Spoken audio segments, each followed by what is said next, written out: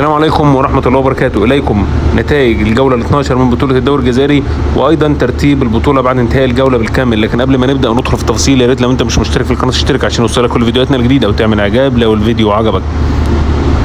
أول مباراة كانت ما بين اتحاد بسكرة وشبيبة القبائل، والمباراة انتهت بالتعادل الإيجابي 1-1.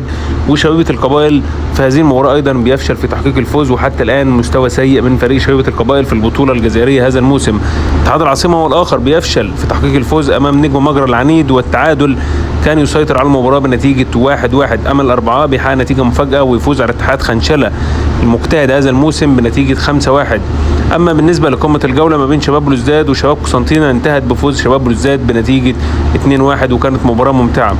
أولمبي شلاف يتعادل سلبيا مع مولودية البيض بنتيجة 0-0 كما توقعت الأمس.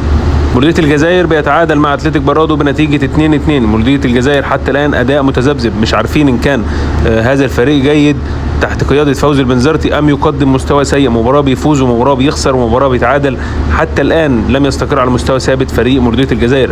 شبيبة الثورة بيفوز على هلال شلغوم العيد بنتيجة 5-0. مباراة ممتعة لكن من طرف شبيبة الثورة فقط. مباراة وفاق سطيف ومولودية وهران انتهت بفوز وفاق سطيف بنتيجة 4-0، واعتقد هذه افضل مباراة بالنسبة لفريق وفاق سطيف هذا الموسم.